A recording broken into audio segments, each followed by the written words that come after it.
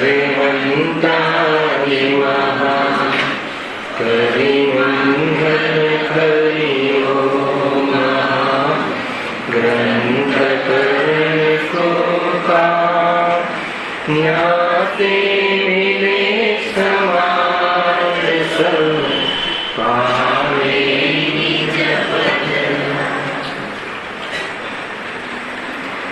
જે નિજ ભાવ સદા સુખ નિજ નો કરો પ્રકાશ જે બહુવિધિ ભવ દુઃખ નહીં કરે છે સત્તાના.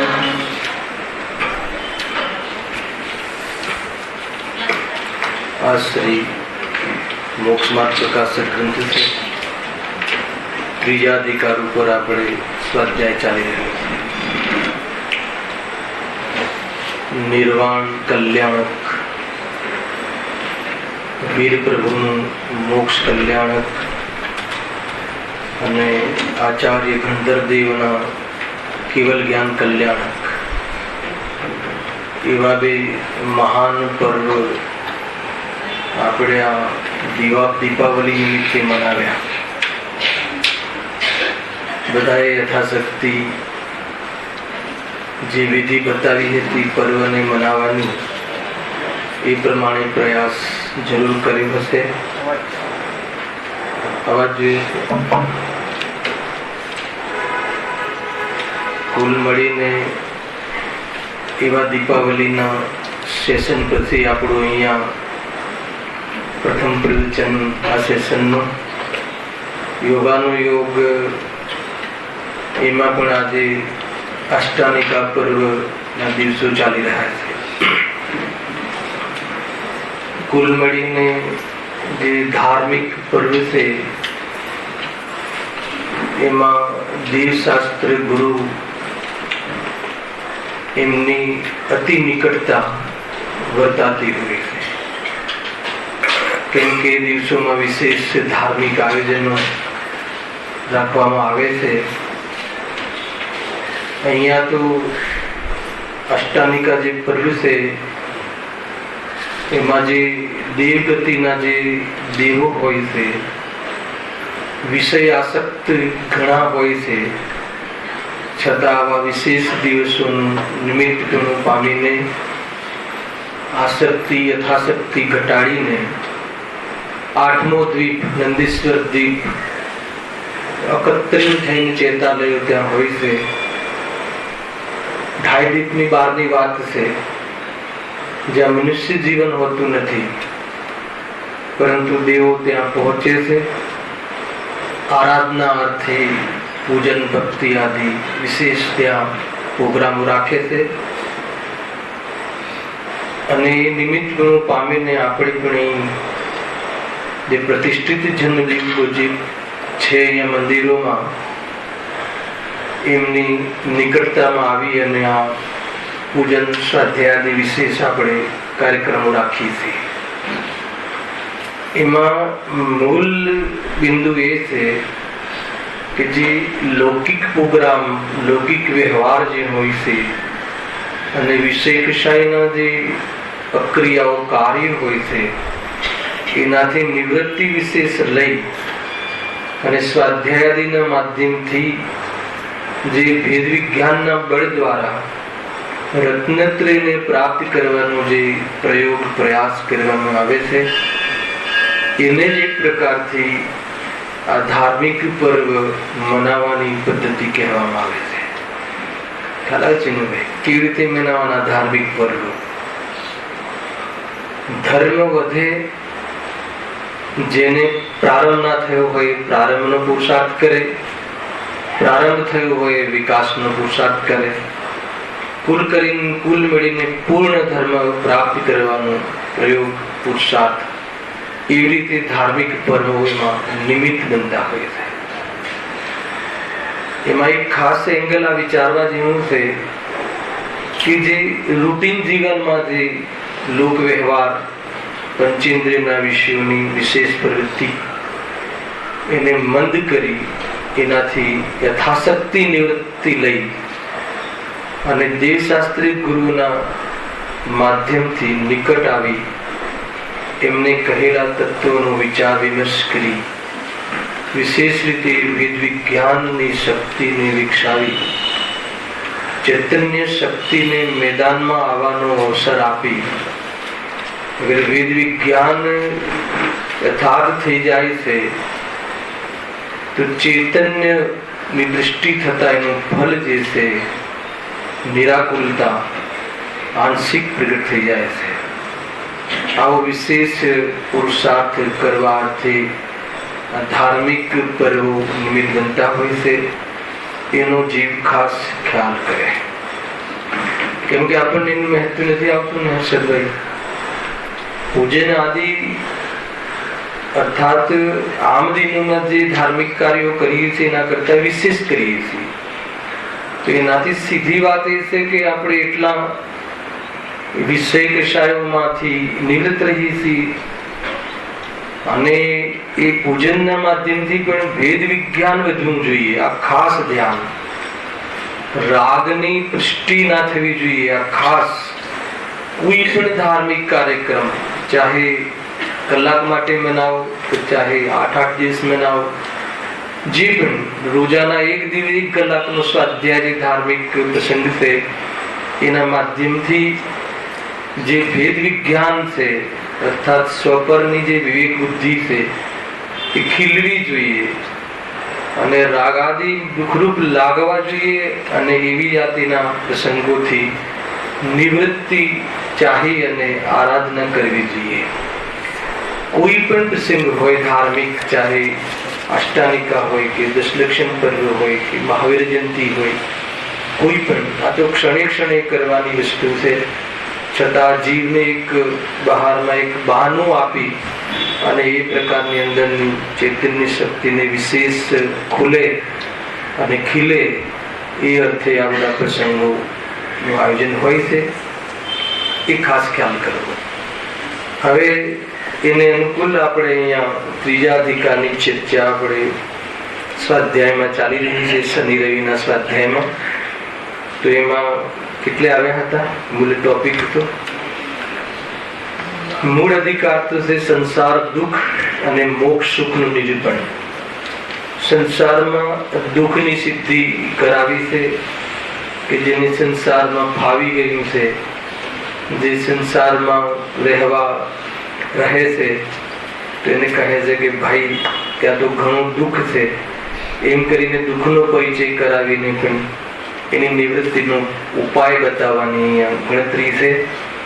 બીજા અધિકારમાં તો કર્મના ઉદયમાં થતી જે પરિસ્થિતિ છે, રોગનું નિદાન કરાવ્યું કે આવી બધી પરિસ્થિતિ બને છે અને અહીંયા ત્રીજા અધિકારમાં એ પરિસ્થિતિમાં જીવ દુઃખી થાય છે એનું વર્ણન છે. બહુ સુંદર ચર્ચા છે. એમાં આપણે પેજ નંબર 48 ઉપરનો ટોપિક ચાલી રહ્યો છે. થોડાક જેટલો ટોપિક ચાલી ગયો છે એના 2-4 બિંદુની ચર્ચા કરતા કરતા આપણે અનુસંધાન કરી વિષયને આગળ વધારીશું. એમાં મૂળ તો જીવ દુઃખી છે એ મિથ્યાત્વના કારણે છે. તો શું છે મિથ્યાત્વનું સ્વરૂપ? એની ચર્ચા આપણે ટોપિક રૂપે ચાલી રહી છે. એક જ શબ્દમાં કહ્યું કે જીવ સ્વપરનો વિવેક કરતો નથી, એને મિથ્યા દર્શન કહે છે. તો ત્યાં જીવ મનુષ્ય આદિ રૂપ ઉપજે છે.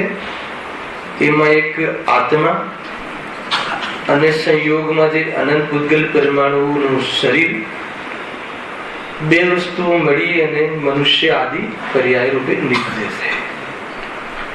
તો આ પર્યાય રૂપે નિપજે છે એ કોઈ મિથ્યાત્વ નથી. સમજો? થોડા 2-4 બિંદુને સ્પર્શ કરતા આપણે આગળ વધીએ રાજેશભાઈ, બરાબર છે? તો નર્ક નારકાથી પર્યાય રૂપે ઉપજે છે ને કે નથી ઉપજતું? જીવ કોઈ નવો પેદા થાય છે એમ નહીં.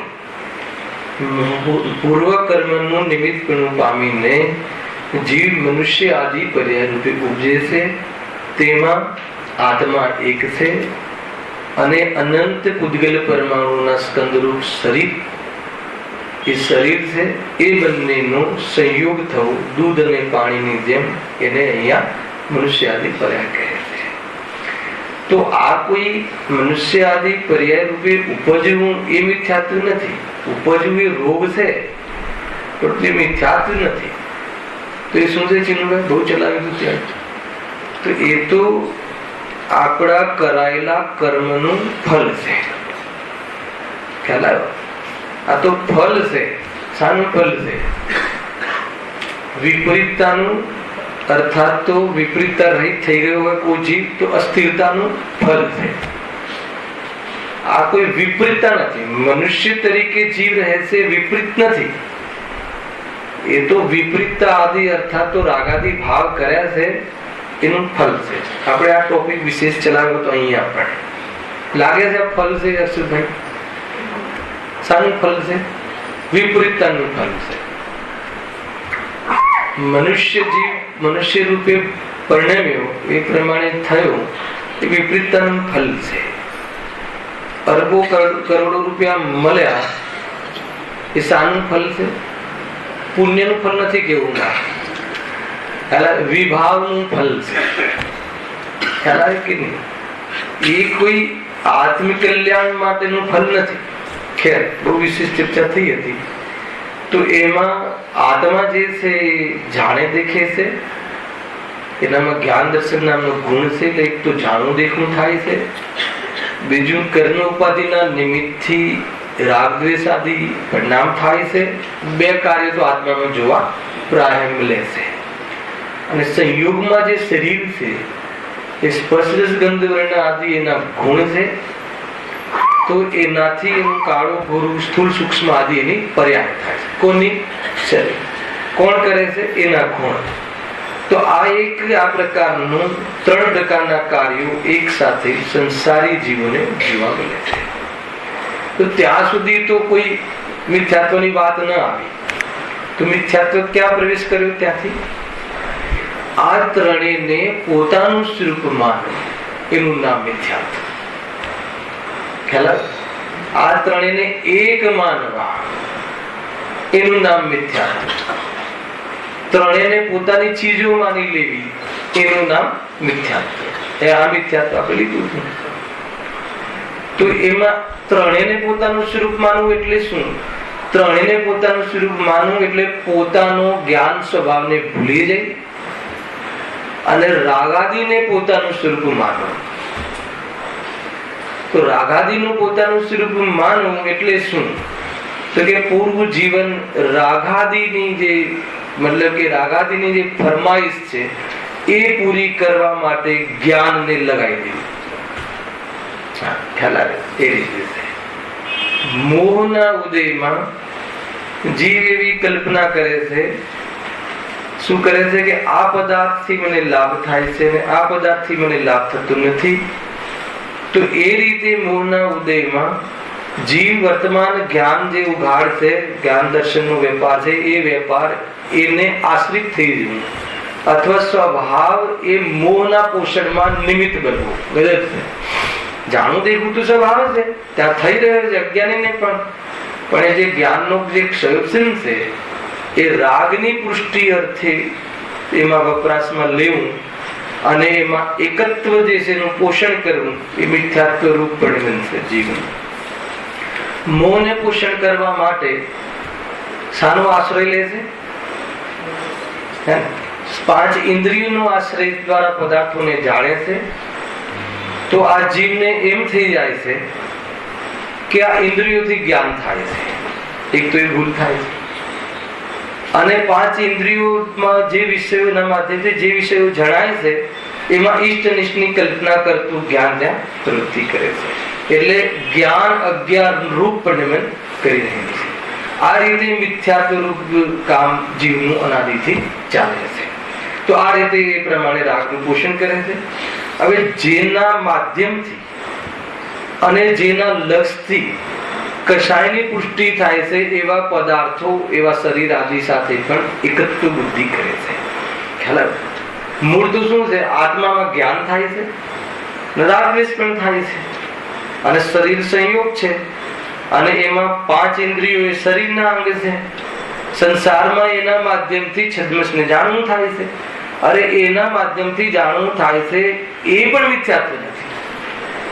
5 ઇન્દ્રિયના માધ્યમથી જાણવું થાય છે એ તો જ્ઞાનનું, ઇન્દ્રિય જ્ઞાનનું સ્વરૂપ છે. ખ્યાલ આવ્યો? એમાં જાણવું સ્વભાવ છે અને ઇન્દ્રિયનું માધ્યમ સહારો લેવો એ વિભાવ છે, મિથ્યાત્વ નથી. ખ્યાલ આવ્યો? અથવા તો એ જ્ઞાનની કમજોરી છે, છદ્મસની જ્ઞાનની કમજોરી છે. ઇન્દ્રિય જ્ઞાનમાં પણ સ્વભાવ જો, ઇન્દ્રિય જ્ઞાન જ્ઞાન નથી એમ થોડી છે. ઇન્દ્રિય જ્ઞાન જે છે એ નામ કોઈ જ્ઞાન ઇન્દ્રિય ને કોઈ જ્ઞાન અતિન્દ્રિય. અરે જ્ઞાન ને અતિન્દ્રિય કહેવું એ પણ વ્યવહાર છે. જ્ઞાન ને ઇન્દ્રિયની જરૂર નથી પડતી એમ કહેવું એ પણ વ્યવહાર છે. કોઈ જ્ઞાન અતિન્દ્રિય ને કોઈ જ્ઞાન ઇન્દ્રિય બતાવું કઈ રીતે? અચ્છા, આપણું જ્ઞાન અતિન્દ્રિય છે કે ઇન્દ્રિય છે? જ્ઞાનમાં અતિન્દ્રિય ઇન્દ્રિય તો અપેક્ષિત ભેદ છે રાજુભાઈ. ખ્યાલ કે નહીં? દરેક જીવનું જ્ઞાન ઇન્દ્રિયમાંથી નથી ઉપજતું. એ અપેક્ષાએ દરેક જીવનું જ્ઞાન અતિન્દ્રિય. ખ્યાલ? પરંતુ છદ્મસનું જે જ્ઞાન છે એને ઇન્દ્રિયના આશ્રય વગર પ્રવૃત્તિ જોવા નથી મળતી. એટલી કમજોરી હોવાના કારણે એને ઇન્દ્રિય સાથે જોડીને એનું જ્ઞાન ઇન્દ્રિય કહેવાય. પણ એમાં જાણવું જાણવું જાણવું એ સ્વભાવ છે, એની અંદર જ આખું લોજિક શું છે. તો એ રીતે જાણવું તો થાય છે ઇન્દ્રિયોના માધ્યમથી. તો આ જીવને પેલા શું કીધું? જ્ઞાન અને રાગ અને શરીર ત્રણેયને એક રૂપ માને છે. એટલે પોતાના સ્વભાવને ભૂલી જાય છે અને ઇન્દ્રિયોથી જાણવું થાય છે, ઇન્દ્રિયોના માધ્યમથી પ્રવૃત્તિ થાય છે જ્ઞાનની. તો એને એમ ભ્રમ થાય છે કે આ જાણવું જે થાય છે ઇન્દ્રિયોથી થાય છે. ભૂલે પડી ગઈ. અને ઇન્દ્રિયોના માધ્યમથી જે પદાર્થોનું જાણવું થાય છે પૂતગલ છે. તો એ પૂતગલ આદિ પદાર્થોમાં જ્ઞાન સ્વભાવનું મહિમા ન આવતા એ જ્ઞેયોથી પ્રભાવિત પદાર્થોનો પ્રભાવ રહે છે, એની પ્રધાનતા ભાસે છે. કેમ કે મોહના ઉદયમાં એવી કલ્પના કરી રાખી છે કે મને અહીંયાથી આ મળે છે, આમાંથી લાભ મળે છે, આમાંથી લાભ નથી મળતો. એટલે જ્ઞાન ત્યાં પ્રવૃત્તિ સાધે છે. શાની સાધના કરે છે? સંસારની. સુખ માનીને કરે છે, પરંતુ એને સુખની પ્રાપ્તિ થતી નથી. આ એનો ચેપ્ટર અહીંયા સુધી લીધું હતું. અને એમાં હજુ એક વિષય આવ્યો હતો કે મોહના આવેશથી તે ઇન્દ્રિયો દ્વારા વિષય ગ્રહણ કરવાની ઈચ્છા થાય છે. ખાલી હું તમને બિંદુ જ કહી દઉં, વિષય તો આપણે ઘણો લીધો હતો, એટલે આપણે મૂળ વિષય ચાલુ કર્યો છે. આપણે જ્યાંથી આવ્યા છે કે ઇન્દ્રિયોના માધ્યમથી શું કરે છે? વિષય ગ્રહણ કરવાની ઈચ્છા પછી રાખો. પેલા વિષય ગ્રહણ કરવું. વિષય ગ્રહણ શું છે? તો ગ્રહણનો અર્થ મુખ્ય રૂપથી જાણવું લઈએ છીએ આપણે, બરાબર છે? તો અહીંયા જે ઇન્દ્રિયોના માધ્યમથી જાણવું પણ થાય છે, 5 ઇન્દ્રિયના માધ્યમથી પદાર્થોને ગ્રહણ કરવા એટલે જાણવા. એક તો જાણવો અર્થ થાય છે, અને બીજું શું થાય છે? 5 ઇન્દ્રિયના માધ્યમથી વિષયોને ભોગવવા એટલે શું? 5 ઇન્દ્રિયના માધ્યમથી જે પદાર્થો જાણવામાં આવે છે એ પદાર્થોમાં કોઈ કલ્પના કરી અને એ કલ્પનાને ભોગવવી, એનું નામ પદાર્થને ભોગવવા. તો પદાર્થને તો કોઈ ભોગવી શકતો નથી, કલ્પનાને જ ભોગવે છે. એને મોહના આવેશથી એ લખ્યું છે, મોહના આવેશથી તે ઇન્દ્રિયો દ્વારા વિષય ગ્રહણ કરવાની ઈચ્છા થાય છે. વિષયને જાણવાની ઈચ્છા શું કામ થાય છે? અજ્ઞાનીને વિષય જાણવાની ઈચ્છા શું કામ થાય છે? અજ્ઞાની શબ્દ સારો ના લાગતો હોય તો આપણે એમ સમજીએ કે જાણવાની ઈચ્છા શું થાય? શું કામ થાય? આનંદ માટે. કોઈ આનંદનું પ્રયોજન ના હોય, ખાલી જાણવા માટે જાણીએ છીએ એવું કોઈ જાણે? વિચાર કરજો. આપણે જે અત્યારે મેચ ચાલી રહી છે સચિનની, તો આપણે જાણવા માટે જ જાણીએ છીએ એવી રીતે મેચ જોઈએ છે કે આનંદ માટે જોઈએ છે? તો આવું જાણવું જે થાય છે એ આનંદના પ્રયોજનથી જાણવું થાય છે. પણ કોને જાણવામાં પ્રવર્તન? જ્ઞેયોને. યદ્યપિ જાણવાથી આનંદ થાય કે જાણનારને જાણવાથી આનંદ થાય? ખ્યાલ આવે કે નહીં? જાણવાનું સ્વરૂપ મારું છે એને એમ જાણે તો જ્ઞેયોની આસક્તિ મટી જાય તો આનંદ પ્રગટ થાય. આ લોજિક. અથવા જાણનારને જાણ્યું ત્યારે કહેવાય કે જ્ઞેયાકારોમાં જ્ઞેયથી પ્રધાનતા, જ્ઞેયની પ્રધાનતા ના વાસે અને જ્ઞેયાકારનું અભિમાન ના થાય તો જાણનારને જાણ્યું કહેવાય. આ લોજિક છે. બરાબર દીધું હોય પકડવામાં આવે છે. ખ્યાલ આવે? આપણે કોઈ બી વસ્તુ લોજિક છે ને શું કામ જાણવું છે? સુખી થવા માટે. આપણું પર પદાર્થની પાછળ જાણવાનું હેતુ, પ્રયોજન શું છે અનિલભાઈ? કોઈ પણ પદાર્થને, કોઈ પણ પદાર્થ કાં તો એ દુઃખનું કારણ લાગે તો એને હટાવવા માટે, કાં તો સુખનું કારણ લાગે તો મેળવવા માટે. એના એ પ્રયોજનથી વસ્તુને જાણવાની પ્રવૃત્તિ થાય છે. પરંતુ જાણવા રૂપ રહીને જાણવાની પ્રવૃત્તિ થાય છે. ખ્યાલ આવે? એટલે આપણું જે જાણવા રૂપ જે સ્વભાવ છે એ મોહમાં નિમિત્ત બને છે, અથવા જાણવા રૂપ સ્વભાવની પ્રવૃત્તિ મોહની સંગતિ કરીને પ્રવર્તે છે. એટલે આપણું જે ઉગાડરૂપ જ્ઞાન છે અજ્ઞાન થઈ રહ્યું છે. એ રીતે જો પોઈન્ટ, આ 2-4 પોઈન્ટ કહ્યા ને ભાઈ જીમી, ખ્યાલ આવે છે? કોઈ બી આપણે આનંદ વગર કોઈ બી શું કામ જાણીએ? શું કામ ટીવી શું કામ જોવું? એટલે જાણવું થયું ને. કોઈ બી પદાર્થને જાણવા પાછળનું પ્રયોજન તમે યાદ કરો તો બસ સુખી થવા માટે. તો પદાર્થોને જાણવાથી સુખી થવાશે. અચ્છા, પદાર્થોને જાણવાથી સુખી થવાશે એની પાછળ કોણ કામ કરી રહ્યું છે? મોહ. કલ્પના. કઈ કલ્પના કરી છે એને? કે આ કોઈ પદાર્થમાંથી તો મારું કામ થશે અને કોઈ પદાર્થમાંથી કામ નહીં થાય. એટલે એ જ્ઞેયોને જાણવા માટે પ્રવૃત્તિ આને લઈને કરે છે. જાણવાના સ્વભાવને લઈને જાણે છે એ એને ખબર જ નથી. અથવા હું જાણવાનો સ્વભાવ વાળો છું એને યાદ જ નથી આવતું. ખ્યાલ આવે કે ખરેખર તો આ બધું જાણવાના સ્વભાવનું કાર્ય છે. એ જાણવાનો સ્વભાવ સુંદર છે એ એને ક્યારેય ભાસતું નથી. પણ જે જાણવામાં આવે છે એ પદાર્થોની પ્રધાનતા ભાસે છે. ક્યારે પણ એમ થાય છે કે જાણવાનો સ્વભાવ સુંદર છે. ક્યારે પણ એવું એકવાર યાદ આવે છે કે હું જાણવા વાળો છું, હે ને? ક્યારે યાદ નથી આવતું મેં ખાધું, મેં પીધું, મેં સૂંઘ્યું, હે ને? મેં ક્રોધ કર્યો, મને તાવ આવ્યો, પણ મેં જાણ્યું એવું ક્યારે નથી આવતું. યાદ પણ નથી આવતું, સ્વભાવ યાદ નથી આવતો.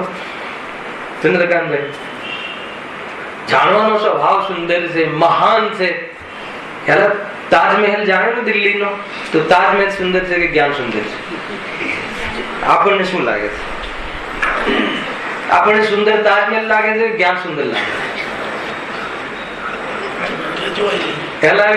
તો જ્ઞાન સુંદર નથી લાગતું ને.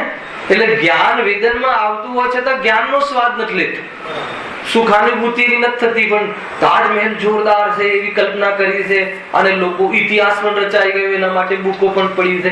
તાજમહેલની મતલબ ખામી ખૂબી કોના નિમિત્તથી બન્યું, શું બન્યું, મેં બી એક તાજમહેલ બનવાઉંગા. એ રીતે એનું જીવન ચાલે છે. ખ્યાલ આવે કે નહીં? તો મતલબ કે શાના માટે બન્યો, કોની યાદમાં બન્યો, શું કામ બન્યું, એટલી હિસ્ટ્રી શોધી કાઢે. પણ એને જાણવા વાળું જ્ઞાન જોરદાર છે એવું એક વાર પણ જો એ વિચારે તો સમજી લો કે એનું બેડું પાર થઈ જાય, નથી યાદ આવતું. એટલે એને જાણવામાં જે જ્ઞેયો આવે છે તો એ જ્ઞેય જે છે એ જ્ઞેય સુંદર લાગે છે, જ્ઞેયની પ્રધાનતા ભાસે છે, જ્ઞાનની પ્રધાનતા નથી ભાસતી. ખ્યાલ? કદાચ જ્ઞાનની પ્રધાનતા ભાસે તો પણ કેવી રીતે? અહંકાર રીતે. મેં ઘણું જાણ્યું. તાજમહેલ તમે નથી જોયો, મેં તો જોયો છે. સુંદર છે વાત નહીં. હવે હજુ સુધી તમે તાજમહેલ નથી જોયો, મેં તો જોયો છે. અમેરિકા નથી જોયું, મેં તો જોયું છે. તો જોયું છે તો એ જોયું છે એમાં શાનો અહંકાર છે? એમાં જ્ઞેય સુંદરની વાત નહીં, એમાં મેં આટલા જ્ઞેયોને જાણ્યા. પણ જ્ઞાનનો સ્વભાવ જાણવાનો છે. એ જ્ઞાન સામાન્યનો અનુભવ ન કરતા, ત્રિકાલ સ્વભાવ જેવો અનુભવ ન કરતા એના જ્ઞેયાકારોમાં પ્રભાવિત થઈ જાય છે કે મેં આટલું જાણ્યું. હેલા તો એ રીતે ક્યાં ફસાય છે? એનું નામ મોહ છે. આ રીતે મોહ એનો ચાલતો હોય. હા, વિશેષોમાં યદ્યપિ એ જ્ઞેયાકાર જે જાણવું થયું છે એ જાણવું થયું છે થોડા જ્ઞેયોને જાણ્યા કે વધારે જ્ઞેયોને જાણ્યા, એમ જ્ઞેયોની માંથી ભેદ કરે તો જ્ઞાનનો સ્વાદ નથી આવતો. તો શાનો સ્વાદ આવે છે? તો એને સુખાનુભૂતિ થાય છે કે નહીં? તો કે એને કશાયની અનુભૂતિ થાય છે. તથાપી એ થોડા જ્ઞેયોને કે વધારે જ્ઞેયોને જે જાણવું થાય છે એ જ્ઞાનની અનુભૂતિ છે, પરંતુ એને મેં વધારે જ્ઞેયોને જાણ્યા કે મેં ઓછા જ્ઞેયોને જાણ્યા એમ હીનતા કે અહંકારની સ્વાદની અનુભૂતિ કરે છે, પરંતુ એ વાસ્તવમાં જ્ઞેયોની અનુભૂતિ તો કોઈ કરતું નથી. એમાં કશાયની અનુભૂતિ, એને જે કલ્પના કરીને મેં બહુ જાણ્યું એ અહંકાર, અથવા મેં તો બહુ ઓછું જાણું છું એમ કરીને એની હીનતાની અનુભૂતિ કરે છે. પરંતુ ઓછું જાણવું વધારે જાણવું જ્ઞેયોની ઓરથી જ્ઞાનમાં ભેદ છે. ખરેખર જ્ઞાનની ઓરથી જોઈએ તો વધારે જાણવા વાળા કે ઓછા જાણવા વાળા જ્ઞાનનું તો સ્વરૂપ જાણવું થાય છે. એ જાણવાનો સ્વભાવ મારો છે એમ જો સ્વાદની અનુભૂતિ કરે તો આજે બહારના જે ભેદ છે એ ભેદ એને અનુભવમાં નહીં આવે. જાણશે ખરો આ ઓછા કે વધારે કે, અનુભવમાં નહીં આવે. કેમ કે હું ઓછું જાણ્યું એમ નહીં, મેં જાણ્યું અને મારું જાણવાનું સ્વરૂપ છે એનો સ્વાદ લેશે, પણ એ હિંતાનો સ્વાદ નહીં લે. બસ આટલું જ છે અનુભવમાં. ભૂલ અહીંયા પડી જાય છે. જાણવાની ઓરથી બી આ ઉલટું સુલટું ચાલે છે. જ્ઞેય આસક્તિ ખ્યાલ આવ્યો કે નહીં? ભોગ આસક્તિ બે તો ચાલે છે સંસારમાં ઝઘડા. હું તારાથી મોટો કેમ કે હું જાણું છું, તું તો કાલે આવ્યો છે.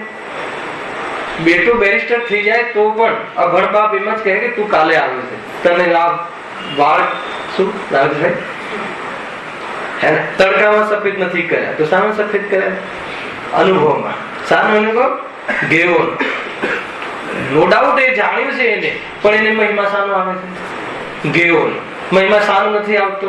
જ્ઞાન. ખ્યાલ આવે તમને? આ હંમેશા ટોપિક ચાલતો હશે ઘરમાં. ગમે એટલો બેટો મતલબ એન્જિનિયર થઈને આવી જાય કે એ સંબંધી વિશે જાણતો થઈને આવે તો બી એ બાપ લચક ના લે. અરે તારું એ સંબંધી જ્ઞાન ઓછું છે, એનું એ સંબંધી જ્ઞાન વધારે છે, એ ભેદ તો છે, પરંતુ બધામાં સામાન્ય ફેક્ટર તો જાણવું છે. બધામાં જાણવાના ફેક્ટર સામાન્ય ફેક્ટર થી જોઈએ તો કોઈ ભેદભાવ નહીં થાય. બધા ઇન્સાન છે. આપણે નથી કહેતા તો આ પેલો આ નોકર છે, અરે ઇન્સાન છે ને. તો ઇન્સાન કોમન ફેક્ટર છે. તો કોમન સામાન્ય સ્વભાવ જોશો તો વિશેષોમાં જે તમને થાય છે ભેદભાવ એ નહીં રહે. તો અહીંયા બધા બેઠા છે એમાં એક પંડિત છે અને એક શ્રોતા છે અને એક વક્તા છે, તો કે ભેદભાવ થઈ જશે. તો સામાન્ય જાણવાનું સ્વરૂપ વાળા છે, જાણવાનું સ્વરૂપ છે, સ્વભાવ છે, જાણવાના સ્વભાવ દરેકમાં છે. તો મારે તમારા સ્વભાવની જરૂર નથી, મારે તમારે મારા સ્વભાવની જરૂર નથી, બધાની પાસે છે. વાત પતી ગઈ. તો આ ઓછું જાણે છે, વધારે જાણે છે, તો ચેપ્ટર બધા બહુ ચાલુ થઈ જાય. એ છે જ્ઞેયાકારમાં જ્ઞાન સામાન્યના દર્શન કરે એનું નામ સમ્યક દર્શન. અને જ્ઞેયાકારમાં જ્ઞેયાકારનો અભિમાન કરે અને જ્ઞેયોની પ્રધાનતા ભાષે તો મિથ્યા થશે. આખું આવી ગયું ને, આખું જે આપણું લાસ્ટ ટાઈમ જેટલું ચાલ્યું હતું એ નીચે જ અહીંયાથી એ રીતે છે. ખરેખર અહીંયા શું થાય છે કે અંતમાં એમ કહે છે કે જ્ઞેય મિશ્રિત જ્ઞાન. બે ટોપિક હવે રહ્યા. એક આપણે શું લીધું કે વિષય ગ્રહણ કરે છે. તો વિષય ગ્રહણમાં શું લેવું છે? 5 ઇન્દ્રિયના માધ્યમથી વિષયોનું જે જાણવું થાય છે એ તો સ્વભાવ, પણ એ જાણવાની પ્રવૃત્તિ અજ્ઞાની સાને લઈને કરે છે? પર પદાર્થોને જાણવાનું એ તો સ્વભાવ છે, પણ પર પદાર્થોને જાણવા પાછળની પ્રવૃત્તિ કરવાનું પ્રયોજન શું છે? એ મિથ્યાત્વ છે. ખ્યાલ આવ્યો કે નહીં? પર પદાર્થોને જાણવું એ સ્વભાવ છે. 2-4 વાર કહું છું, જાણવાનો સ્વભાવનો ઇનકાર નહીં કરતા, પરંતુ અજ્ઞાની પર પદાર્થોને જાણવા પાછળ શું કામ પ્રવૃત્તિ કરે છે? એનું પ્રયોજન એ છે કે એની જે કલ્પના કરી છે, કઈ કલ્પના કરી છે કે આ પદાર્થ ઈષ્ટ છે એટલે એની બહુ જાણકારી લઉં અને જાણકારી લઈને શું કરું? એની ઉપલબ્ધિ કરી લઉં અને એની જે કલ્પના કરી છે એને ભોગવું. ભોગવવા માટે જેટલા બી જીવ જ્યાં બી જ્ઞાન દોડાવે છે 5 ઇન્દ્રિયના વિષયોમાં, એ ભોગ માટે જ્ઞાનની પ્રવૃત્તિ કરાવે છે. એટલે એનો જે જ્ઞાનનો સ્વભાવ છે એ ભોગમાં નિમિત્ત બનાવે છે. એનું નામ છે જ્ઞાન. પકડમાં આવે છે કોઈ વાત? હવે તમે આ ખોલજો તમારા જીવનમાં, જેવી જ્યાં બી તમે જ્ઞાન તમારો વેપાર કરે તો સુકામાં જ્ઞાનનો સ્વભાવ છે એટલે વેપાર કરે છે, એ તો યાદ જ નથી આવતું. પણ આપણે વેપાર પાછળનું જે દૃષ્ટિકોણ છે કે ભાઈ એટલા માટે હું જાણું છું કે આ ઘડિયાળથી મને ટાઈમ જોવા મળે છે. મુનિરાજ ઘડિયાળ રાખતા જ નથી. ખ્યાલ આવે કે નહીં? ખ્યાલ આવે છે કેમ કે એમને ટાઈમ ઘડિયા ટાઈમ શું કામ જોવો છે? ટાઈમ શું કામ જોવો? આખો સંસાર નીકળશે, આખો સંસાર નીકળશે.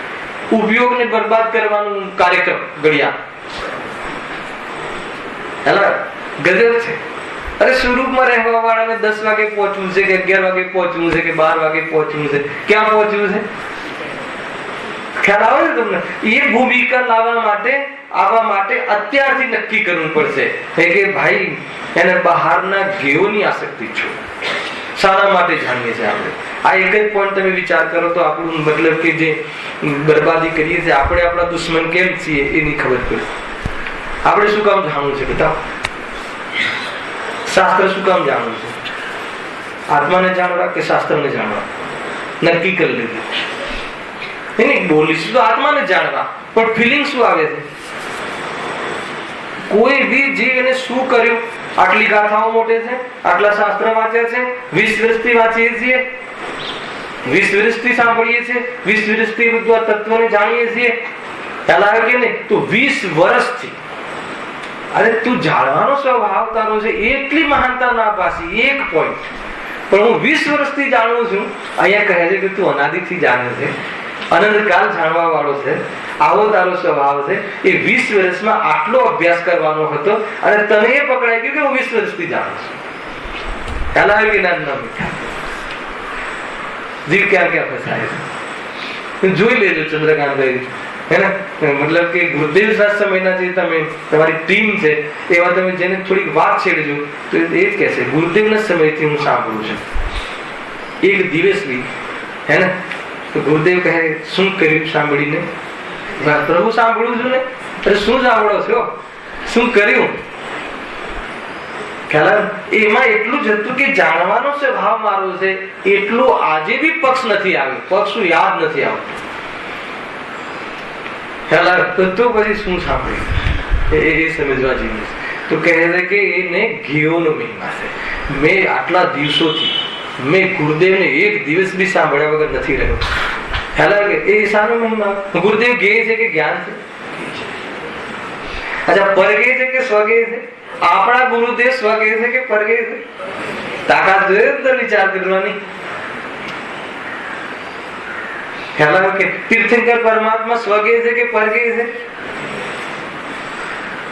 ખ્યાલ? એ પરગે છે, પરગે છે, માત્ર મારા જ્ઞાનમાં જાણવા લાયક ગે છે, પણ એ મને આદરવા લાયક ગે નથી. તીર્થંકર પરમાત્મા 24 તીર્થંકર અનંત તીર્થંકર મારા જ્ઞાનમાં ગે છે, અને જે જ્ઞાનમાં જે જણાય છે અને જેમાં જણાય છે જાણો મારો સ્વભાવ છે. અગર એ તીર્થંકરને ન જાણ્યું, એ તીર્થ, તીર્થ એટલે તત્વ, તીર્થ એટલે આત્મા. હલાવે કે નહીં?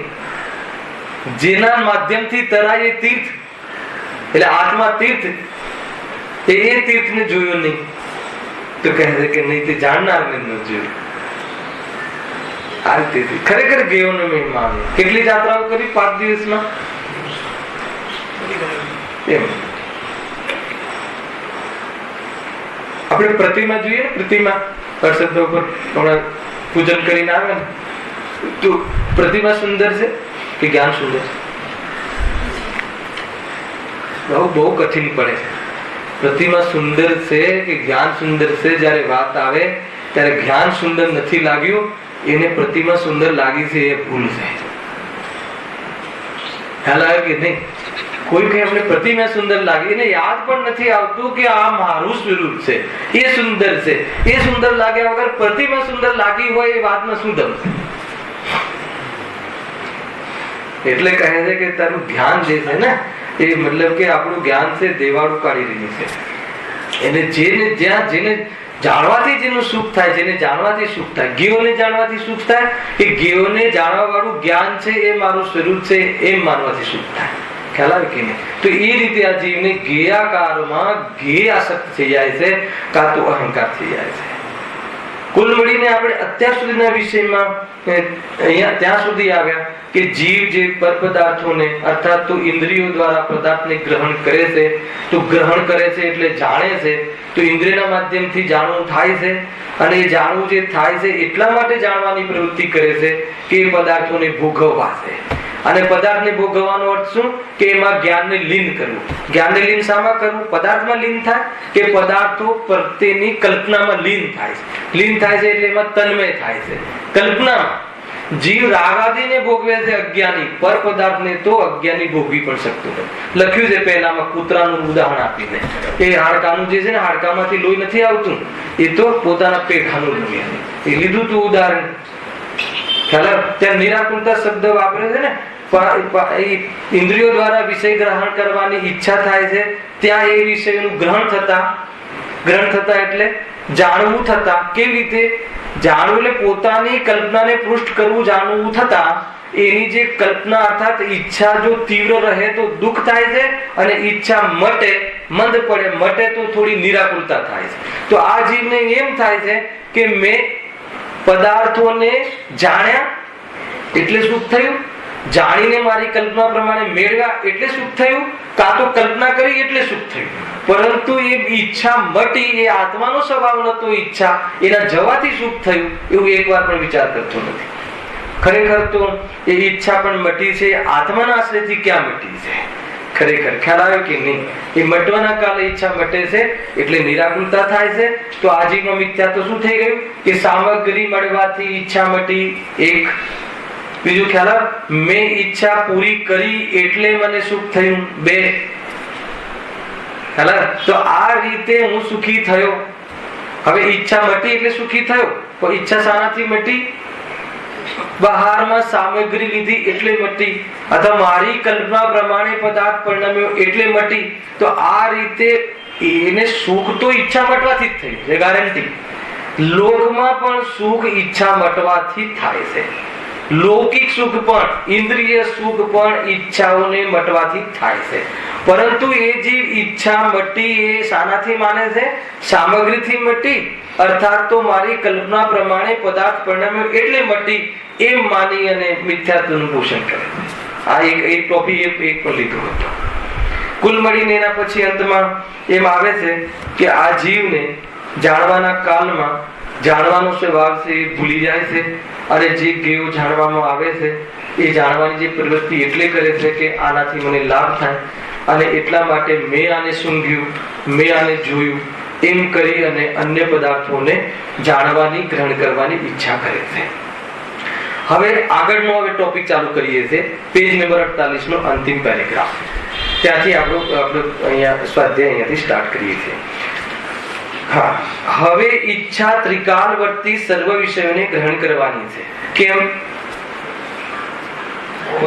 ત્રિકાલવર્તી સર્વ વિષયોને ગ્રહણ કરવાની, સર્વ વિષયોને જાણવાની ઈચ્છા. જો આત્માનો જાણવાનો સ્વભાવ એક, અને જાણવાની ઈચ્છા બે. જાણવાનું જે પદાર્થોને જાણવાની પ્રવૃત્તિ છે તો સ્વભાવ, અને જાણવાની ઈચ્છા છે મોહ. બે વાત ખ્યાલમાં આવી. તો સર્વ પદાર્થોને જાણવાની ઈચ્છા શું કામ થઈ?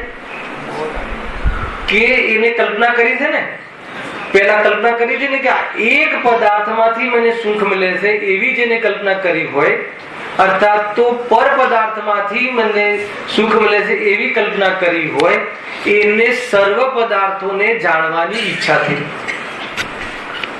ખ્યાલ? જાણવાથી સુખ મળે છે એટલા માટે થોડી એ જાણે છે, એ તો એટલા માટે જાણે છે કે આ પદાર્થની જાણકારી લઈ અને એમાંથી સુખ લઈ લો. અને જાણકારી શું કામ લેવા માંગે છે? કે એની કલ્પના કરી છે. મોહના ઉદયમાં એને એવો ભ્રમ થઈ ગયો છે. શું ભ્રમ થઈ ગયો છે? કે કોઈ પદાર્થમાંથી મને સુખ મળે છે, તો એ જે સુખ મળે છે એવી કલ્પનાના કારણે ત્યાં જાણવાની પ્રવૃત્તિ કરે છે, અને એ જાણવા અને એને ગ્રહણ થાય છે, જાણે છે. કેવી રીતે જાણે છે? એની કલ્પના પ્રમાણે જાણે છે. પોતે કલ્પના કરી, પોતે જાણી અને પોતે ભોગવ્યું. એકલો પોતાનો એ રીતે ભ્રમ કરી અને સુખી થવાના પ્રયાસ કરે છે. આવી રીતે આ કથન આગળ સ્વયં ઈચ્છા કરી, સ્વયં જાણી અને સ્વયં ભોગવ્યું અને સ્વયં આનંદ માને. એના કે નહીં?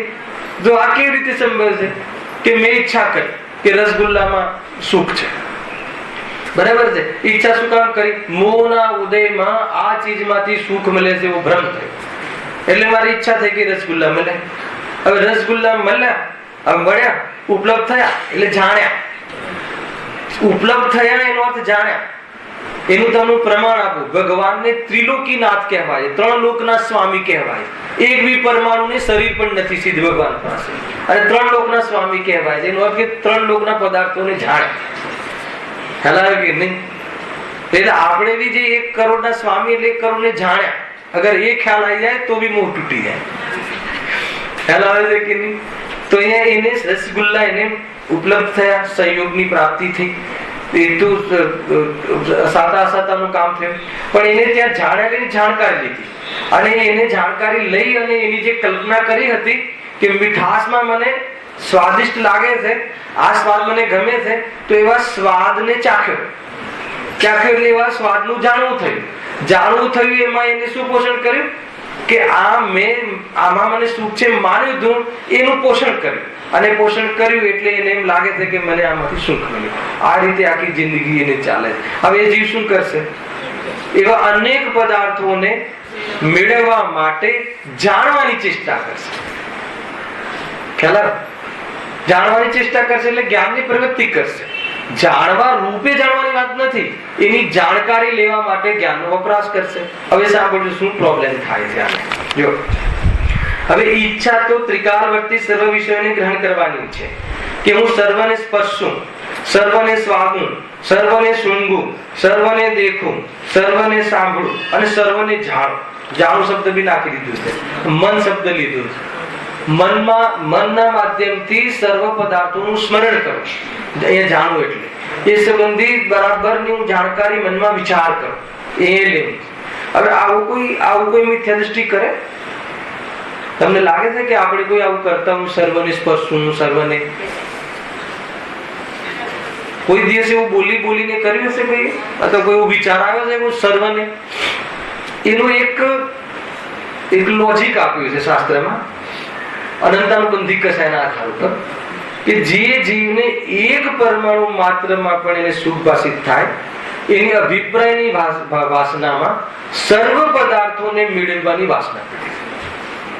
અભિપ્રાય તો સર્વ પદાર્થોને ભોગવવાની છે, પણ પરિણામની શક્તિ એટલી નથી, કશાયની શક્તિ એટલી નથી. વર્તમાન એટલી કશાય નથી ખુલી એને. પર પદાર્થોને ભોગવવા માટે કશાય જોઈએ. કેમ? કે પર પદાર્થે તો જીવ ભોગવતો જ નથી, કશાયને ભોગવે. હે માનો કે તમારું મકાન છે, એને ભોગવવું હોય, પણ તમારી કશાય મરી જાય તો શું ભોગવશો? તમે વિતરાગી થઈ જાવ તો એના તરફનું લક્ષ્ય જ નહીં રહે. એને ભોગવવા માટે રાગ જોઈએ, અને પછી આગળ કહે કે ભાઈ તું ક્યાં ભોગવે છે? તું તો મારું માન્યું છે, એના મોહને ભોગવે છે. ખ્યાલ કે નહીં? અને ઘણા જીવોને મતલબ કે ભોગવવાની વાસના બહુ હોય છે. આગળ પણ શું થાય છે? ભોગવવાની કશાય જે છે ને, એ કશાય શક્તિ એટલી પરિણામમાં હોતી નથી. એક ગુલાબજાંબુ ખાય તો દસ્ત થઈ જાય. તો એવી જાતિની ભોગવવાની વ્યવસ્થા બી નથી હોતી, અને કશાય પણ એટલી વિશેષ ત્યાં કામ કરતી હોતી નથી. એ આત્માના આશ્રય જતી રહી છે, નહીં સમજતા. વાસના તો અનંતની પડી છે, પણ કશાયમાં મન થવાની એવી ક્વોલિટી છે, એટલી મન થઈ શકે વગર આત્માના આશ્રય. ખ્યાલ આવે કે નહીં? થોડો અનંતાનુબંધી અને અનંત અંદરમાં અનંત પદાર્થોને ભોગવવાની વાસના પડી છે, પણ ભોગવવાની ક્ષમતા નથી હોતી. તમે પૂછો ને, વેપારમાં તો 24 કલાક પછી આવે છે ને, ભૂતકાળને યાદ કરીને એની કશાયને લીલી કરવા પ્રયાસ કરે. અરે અમે અમારી જવાનીમાં તો શું વાત કરો, અત્યારે ભોગવી શકતો નથી ને, એની ક્ષમતા છે ને, એટલે એની ભૂતકાળની કશાયને યાદ કરીને અહંકાર કરે. એ રીતે કરે ને, કામ એનું ચાલુ છે. કર્યું ભૂતગલ પરાવર્તન, ભૂતગલ પરાવર્તન નું કામ ચાલુ છે. તો એક જ્ઞાન ને એક ધરી છે, એક જ્ઞાનની તરફ ન જુગે તો અનંત સંસાર છે, અને જ્ઞાન તરફ જુગે તો અનંત સુખની પ્રાપ્તિ. ત્યાં ને ત્યાં અનંતાનુબંધી કશાયનો ભાવ, વિષયની વાસના મોટી જાય. અને થોડી ઘણી મતલબ કે એને સંસ્કાર રહે, એ સંસ્કારમાં દંડ નથી મળતો. એને તો પરગી તરીકે આત્માને જ ભોગવે છે. કષાયના કાળમાં એને કષાયનો સ્વાદ જુદો અને જ્ઞાનનો સ્વાદ જુદો, એવું ભેદ પડી ગયું. અને અજ્ઞાની કષાયનો સ્વાદ, આનંદનો સ્વાદ લઈને સ્વાદ લે છે, એ તો અજ્ઞાન. અને જ્ઞાનીને તો એ કષાયનો સ્વાદ ખબર છે. ક્રોધનો સ્વાદ કેવો?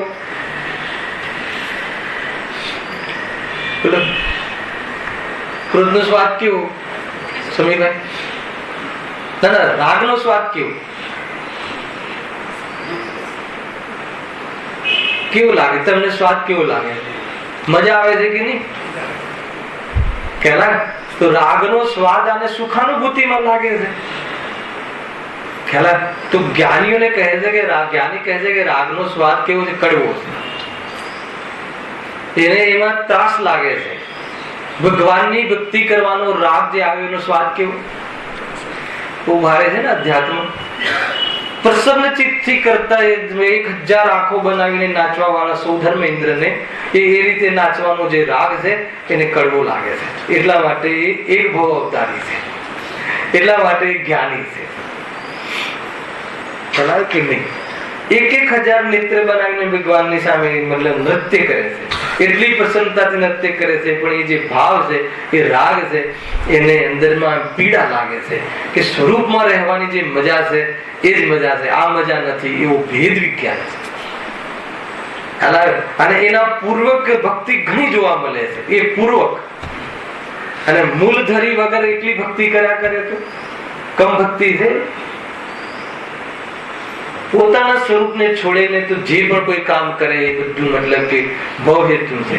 અને પોતાના સ્વરૂપને યાદ પણ ન કરે અને મતલબ સમગ્ર શાસ્ત્રનો સાર વાંચે તો પણ કહે છે કે આનું જે જ્ઞાન છે ને ભવ હેતુ છે. જ્ઞાન, શાસ્ત્રનું જ્ઞાન ભવ હેતુ. આત્માનું લક્ષ્ય વગર શાસ્ત્ર જ્ઞાન પણ ભવ હેતુમાં નિમિત્ત બને છે. ગેરંટીથી ઝઘડામાં નિમિત્ત બને છે. હું મોટો પંડિત, હું નંબર 1. ચાલે છે દુનિયામાં? ચાલે છે કે આત્મલક્ષી જ્ઞાન હોય તો જ કામ આગળ ચાલે. આત્મલક્ષી જો ભલે સમ્યક દૃષ્ટિ નથી પણ આત્મનું લક્ષ્ય ના હોય, એને લઈને જાણવાનું પ્રયોજન ના હોય તો કહે છે કે જ્ઞાન કોમ્પિટિશનમાં ઉભું રહે. સરવાળે તો ઘેની આસક્તિ થઈ, સરવાળે બધી એ જ વિદ્વાન બાયો ચડાવે થાય છે કે નહીં રાજભાઈ? મતલબ એમાં એટલું મોટું મતલબ નુકસાન થાય છે કે વાત સત્ય હોવા છતાં જીવનું પ્રયોજન ખોટું હોય તો એને લઈ અને પ્રભાવના નથી થતી. અન્ય જીવોને, એકદમ કાચા જીવોને એક ક્ષેત્રમાં જેને વિદ્વાનોને અથવા તો સામાન્ય જીવોને મતલબ આદર્શ બનાવી દીધા હોય છે, એ ક્ષેત્ર છોડીને ચાલ્યા જાય છે. બહુ બધી વાતો છે આની અંદર. બાબુ ભાઈ, આ તો ગુરુદેવ તો કહે કે આ કાચા બારાનો પચાવવાની વાત છે.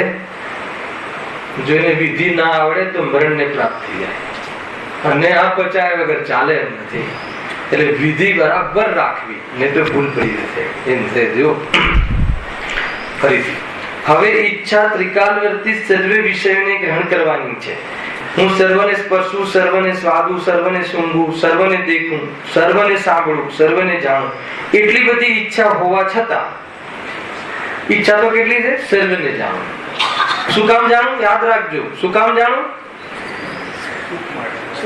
એટલા માટે જાણું આ પદાર્થોને, એટલા માટે જાણું કે એમાં મને જે એક ફૂલ સૂંઘ્યું હતું ને, તો એમાં તો શું સ્મેલ હતી અને એમાં શું સુગંધ હતી, એટલો આનંદ આવ્યો.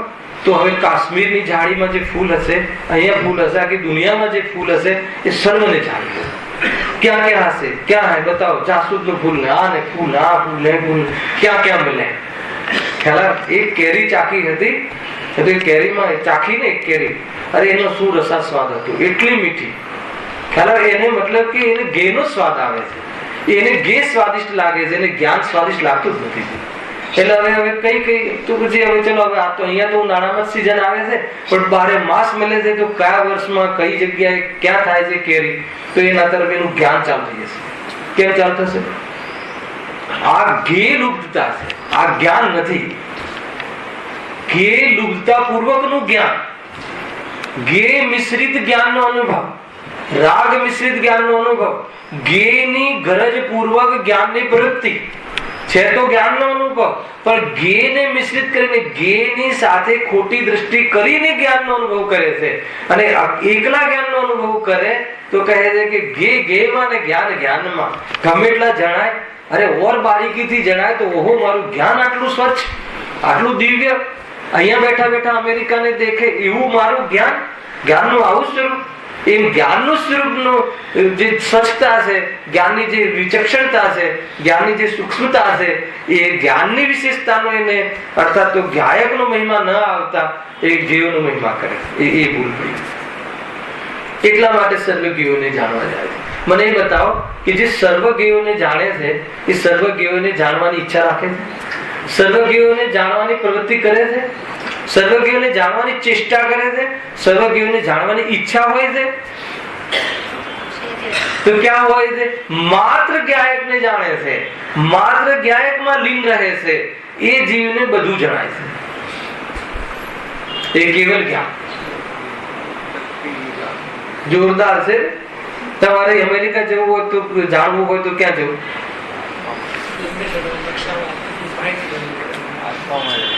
હું તો ઘણી વાર કહું કે ટિકિટ ના પૈસા નહીં રાજેશભાઈ, મતલબ વિઝા ની જરૂરત નહીં, સ્વરૂપમાં ચાલે જાઓ. કોઈના મનની વાત જાણવી તો ક્યાં જવું? પડોશમાં. જીવને આ જાણવાની કેટલી, મતલબ કે તમને એમ લાગે કે આવો પણ રોગ હશે કોઈનો? જાણવાની પણ આસક્તિ. હા, જાણવાની આસક્તિ ગેની મુખ્યતા. મારા વારામાં શું કહ્યું આને એ જાણવાની, કે કોઈ ઘૂસપૂસ કરતું હોય પ્રવચન પછી. શું આમાં કોઈ પ્રવચનની વાત હશે? રાજેશભાઈ જરા બાજુમાં ઉભા રહેજો, પછી મને કહેજો. પહેલા તો ભૂલ મૂળમાં એ છે કે તારા વારામાં એટલે તું કોણ? મૂળ ભૂલ એ છે. હવે હું ગાયક અને એના વારામાં વિચાર કરે તો કલ્યાણ થઈ જશે. હલાય કે નહીં? અને મારા વારામાં એ મને જોઈ લે તો જ્ઞાની થઈ જશે. અને એને જોઈ લે તો એને નિંદાનો ભાવ નહીં આવે. દ્રવ્ય ભાવથી જોઈ લે તો કોઈને આવે ભાવ. બહુ જોરદાર છે ભાઈ. આ વિતરાગ વિજ્ઞાન છે, પરમેશ્વર બનવાનું વિજ્ઞાન છે, પારમેશ્વરી વિદ્યા છે, સુખી થવાનો માર્ગ છે. કોઈ સામાન્ય કાચી પૂચી વાત નથી, જોરદાર છે. કાંઈ જાણવું નથી કોઈના વિશે. શું જાણવાનો સ્વભાવ છે ને, તો એના એને જ્ઞાનની યોગ્યતા પ્રમાણે જાણશે ને. એ સંબંધીનો ક્ષયક્ષમ હશે અને એ વખતે જ્ઞાનની ઉપાદાનમાં જ્ઞાનની જે યોગ્યતા હશે એ જાણવું થાય. પણ એ જાણવાનો એ જે સ્વભાવ મારો છે એવું જાણવાની તારી યોગ્યતા અત્યારે હાલ છે. ભલે બધા પદાર્થોને જાણવાની ક્ષમતા હાલ નથી, પણ જાણવાના સ્વભાવને જાણવાની ક્ષમતા હાલ છે. અને એને જાણે તો બધા પદાર્થોને જાણ્યા કહેવાય. એ શુદ્ધ જ્ઞાન પણ અનંત પદાર્થોને જાણે છે. કેમ? ભાવ શુદ્ધ જ્ઞાન એટલે શું ખબર છે? સમ્યક જ્ઞાન. એક આત્મા સર્વ પદાર્થોથી ભિન્ન છે. તો બોલો સર્વ પદાર્થોને જાણે કે ન જાણે? સુખી થવા માટે આટલું જ જાણવું જરૂરી છે. સર્વ પદાર્થોને જાણવા પડશે ભાઈ સુખી થવા માટે. પાક્કી વાત છે. અહીંયા જે લખ્યું છે ને એ બી સર્વ પદાર્થોને સુખી થવા માટે જાણે, પણ અહીંયા પદાર્થોની ઓરથી જાણકારી લઈને પદાર્થોને ભોગવીને સુખી થવાની વાત કરે છે અજ્ઞાની. અને જ્ઞાની કહે છે કે તું પણ સર્વ પદાર્થોને જાણીને સુખી થા, નહીં તો નહીં જાણે. પછી કહે એક આત્માને જાણ, એને સર્વને જાણ્યા. જેને સર્વને જાણ્યું એને એક આત્માને જાણ્યું. તો આપણે એક આત્માને જાણો બહુ ઈઝી છે, તો સર્વને જાણ. ખ્યાલ આવ્યો કે ગણપતિ જેવું કરવું આપણે તો ખ્યાલ ને એની પરિક્રમા. હવે કોને મહાન પંડિત માનીએ કે જે આટલી પરિક્રમા કરીને આવે પૂરા વિશ્વની? હવે ગણપતિ પૂરા વિશ્વની ક્યારે એનું તો ઉંદર વાહન એ ઉંદર રૂપે જઈને ક્યારે પરિક્રમા કરે? તો કહે માતા પિતાને બેસાડે શંકર પાર્વતીને, એ બેસો. શું કામ છે? કામ છે પછી કહું છું. 3 પરિક્રમા કરી અને બેસી ગયા. પછી બધા આવ્યા, જે બીજા બધા ગયા હશે તો કે તું તો ગઈ નહીં. તો કે મેં તો જો માતા પિતા જે છે એ જ વિશ્વ છે આપણો. તો કે એની પરિક્રમા કરીને એમ આખા વિશ્વની પરિક્રમા એમ ગાયક ભગવાન એવું સ્વરૂપ છે આપણું. જોરદાર. એક સ્વરૂપમાં તું ડૂબી જતો કે તને અનંત જીવોનું જ્ઞાન, અને એને જ્ઞાનની વૃદ્ધિ છે, જ્ઞાનની વૃદ્ધિ પ્રગટ થઈ જશે. નવલબ્ધિ છે ને, નવલબ્ધિ પ્રગટ થઈ જાય છે કેવલ જ્ઞાન આદિની બુદ્ધિઓ છે બધી. હા, શું હતું? ભાવ શુદ્ધ જ્ઞાનમાં બી સર્વને કેવી રીતે જાણવું થાય છે, કેટલું જાણવું થાય છે? આ બધા મંત્ર છે. સર્વને જાણવું તો પડશે, પણ સર્વને જે રીતે કેવલી જાણે છે રીતે જાણ. બસ કેવલી કેવી રીતે જાણે છે? મારાથી, પોતાના સ્વભાવથી પૃથક. હવે પ્રત્યક્ષ જાણે છે ને આપણે પરોક્ષ જાણીએ છીએ, પણ જાણવામાં જુદા જાણે છે. એમ ફિલિંગ આવે તો આનંદ એવો જ આવે. જુદા જાણે છે એમ જો ફિલિંગ આવે, કોઈ અમેરિકા મારાથી જુદું છે, એના પ્રદેશ જાણવાની શું જરૂર છે? અરે પ્રદેશ જણી જાય છે એ તો મફતની મતલબ ગિફ્ટ છે. કેવલ જ્ઞાન તો ગિફ્ટ છે. અને કેવલ જ્ઞાન થતા પહેલા જીવ સુખી થઈ જાય છે ને. બધા પદાર્થોને પ્રદેશ પ્રત્યક્ષ જાણતા પહેલા સુખી થઈ જાય છે. કોઈ પદાર્થને માનો કે જે યુરોપ કન્ટ્રી, અમેરિકા કન્ટ્રી, એને જાણવાથી, ત્યાં ફરવાથી કે એને ભોગવવાથી સુખી થવાય કે એ કન્ટ્રીમાં મારું કાંઈ નથી એ રીતે નિર્વિકલ્પ થઈ જવાથી સુખી થઈ જાય? અને એટલું જાણવા માટે યુરોપ જવાની શું જરૂર છે? કેટલી મતલબ ઈઝી છે બતાવ. એ જાણવા માટે યુરોપ જઈને હું જાણીશ કે યુરોપ મારું નથી. અરે યુરોપ જવાની જયારે મારું નથી, યુરોપ મારાથી જુદું છે એટલે મારું ક્ષેત્ર નથી, ત્યાં મારું કોઈ નથી, ત્યાં મારું ગુણ નથી, ત્યાં મારું સુખ નથી, મારું સુખ મારામાં છે. એટલું નક્કી કરવા માટે યુરોપને જવાની શું જરૂર છે? યુરોપ સંબંધી એટલું જ જાણવું જરૂરી છે કે એમાં મારા આત્મા પ્રદેશો નથી. વાત ખતમ. તો સર્વ પદાર્થોને આ રીતે ભાવ શુદ્ધ જ્ઞાન જાણે છે. આત્માના ફિલિંગ પ્રણે કે બસ જાણવું મારો સ્વભાવ છે એવી ફિલિંગ આવતા એ તો ક્યાંય જતું જ નથી અને એને ક્યાંય લાવવું પડતું નથી. એવો સ્વતંત્ર એકરૂપ પદાર્થ એટલે બધા પદાર્થોથી હું ભિન્ન એમ અનુભવ કરતો, કોઈ પણ પદાર્થની ગરજ ભાષિત ન થાય એવી નિર્ભય ને નિશંકતા જે અંદરમાં આવે છે એ વાસ્તવમાં આત્માનુભૂતિ છે. પકડવામાં આવે ને બહુ ઈઝી છે. આત્માનુભૂતિ સૌથી ઈઝી છે, કેમ કે સ્વયં આત્મા છે, સ્વયં છે અને હું સ્વયં એ સ્વયં નક્કી કરતા બધા જ પ્રકારની જ્ઞેય આસક્તિ છૂટી જાય. એ છે. જો અહીંયા તો જે સર્વને જાણવાની જે બુદ્ધિ વાળો જીવ છે કયો છે? અજ્ઞાની. શરીરને શું કામ જાણો કે ભાઈ જો એક પથ્થરમાં, એક હીરામાં, એક કરોડના હીરામાં આટલો લાભ થતો હોય એક પથ્થરમાં, તો બધી ખાણો આપણે ઉપલબ્ધ કરી લઈએ તો એના માટે બધી એડ્રેસ લેવું પડશે, જાણકારી લેવી પડશે, કયા ખેલ કરવા પડશે, કેટલી માયાચારી કરવી પડશે, કોને સજાવવું પડશે ને કોને પટાવવું પડશે, બધું જ્ઞાન ચાલુ થઈ ગયું ને. આ જ્ઞાન એની મતલબ કે એક પ્રકારથી એનું દેવાળું કાઢી રહ્યું છે. એ જ્ઞાન જે સૌક્ષમ જ્ઞાન સ્વભાવ છે એ અજ્ઞાન મોહનો લાસ્ટ ટાઈમ લીધું હતું કે પડ્યો બોલચી લે છે. એટલી ગુલામી કરે છે વર્તમાન આપણું ઉઘાડું જ્ઞાન મોહની કે એને મતલબ કશું દેખાતું જ નથી. મોહ હાવી થઈ જાય છે જ્ઞાન સ્વભાવ પર. એટલો મોહ તીવ્ર. એટલે છતાં એ જ જ્ઞાન ભેદ વિજ્ઞાન કરી અને મોહને મતલબ કે એક સેકન્ડમાં મોહનો ભાવ કરી નાખે છે. અંત્યવૃત કાળમાં તો એ અનંત સુખી થઈ જાય. જ્ઞાનમાં એટલી તાકાત છે. ફર્યું તો મતલબ કે ભાવ ભાગી જાય અને માન લો કે ન ફરી તો ભવની લાઈન લગાવી દે, સંતતિ લગાવી દે. જ્ઞાનમાં એ તાકાત છે. મોહનો સાથ આપે તો બીજું શું છે કે જ્ઞાન વગર મોહ શું કરે? જ્ઞાન કામ કરવાનું બંધ કરી દે મોહ જોડે તો મોહ શું કામ રહે? મોહ શું કામ રહે છે મારું ખબર છે? કારણ કે જ્ઞાન અર્થાત તો આપણે જ્ઞાન અને આત્મા, ઉપયોગ એટલે આત્મા. તો ઉપયોગ એને કહે છે કે ચાલ હું તો તારી સાથે ભાગીદારી કાયમી રાખીશ. તો એ પ્રમાણે સંસાર બરાબર ચાલે છે પેઢી એ રીતે છે. એ પ્રમાણે અહીંયા પંડિતજી આ પેરેગ્રાફમાં કહે છે કે એટલી બધી ઈચ્છા હોવા છતાં શક્તિ તો એટલી જ છે કે ઇન્દ્રિયોના સન્મુખ થયેલા વર્તમાન સ્પર્શ રસ ગંધ વર્ણ અને શબ્દમાંથી કોઈને કિંચિત માત્ર ગ્રહણ કરે, સ્મરણ આદિ વડે મનથી કિંચિત જાણે અને તે પણ બાહ્ય અનેક કાળ મળતા સિદ્ધ થાય છે. તેથી કોઈ કાળે એની ઈચ્છા પૂર્ણ થતી નથી. એટલે શું થાય છે? દુઃખી થાય છે. જાણવાના સ્વભાવથી દુઃખી થાય છે કે જાણવાની ઈચ્છાથી દુઃખી થાય છે. હવે જાણવાની ઈચ્છાથી શું કામ દુઃખી થાય? તો સવાલ છે કે તારી ક્ષમતા તો ઓછી છે અને તું સર્વ પદાર્થોને જાણવાની ઈચ્છા કરે છે. તું અને જાણવાના સ્વભાવને તું જાણતો નથી, અને સર્વ પદાર્થોને જાણવા પાછળ પણ તું જાણવાના સ્વભાવને જાણે તો જણાય, એના બદલે સર્વ પદાર્થોને તું એટલા માટે જાણવા માંગે છે કે એ મને ભોગવવામાં અનુકૂળ રહે, તો એટલા માટે તું જાણવા જાય છે. તો એ બુદ્ધિથી જાણવાનો સ્વભાવ ચૂકી જાય છે, અને જાણવાનો સ્વભાવ તારો વર્તમાનમાં પૂર્ણ હોવા છતાં, ત્રણેય કાળે પૂર્ણ હોવા છતાં વર્તમાનમાં એટલી શક્તિ ત્યારે ખુલી નથી, અને તું સર્વને નહીં જાણી શકે, અને તારી ઈચ્છા પૂર્તિ નહીં થાય, અને સરવાળે દુઃખી થઈશ. વાત શું ચાલે છે? જીવ દુઃખી કેવી રીતે થાય છે? ચાલો, આ બહુ જોરદાર પ્રકરણ છે.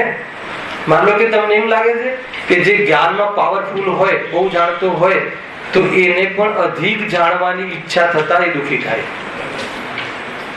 ખ્યાલ આવ્યો કે નહીં? કાલે લઈશું આ પ્રકરણ કે 22 પરિસરોમાં એક પ્રજ્ઞા પરિસર છે, જ્ઞાન પરિસર, અને એક છે અજ્ઞાન પરિસર, અને બંને પરિસરોને મુનિરાજ જીતે છે.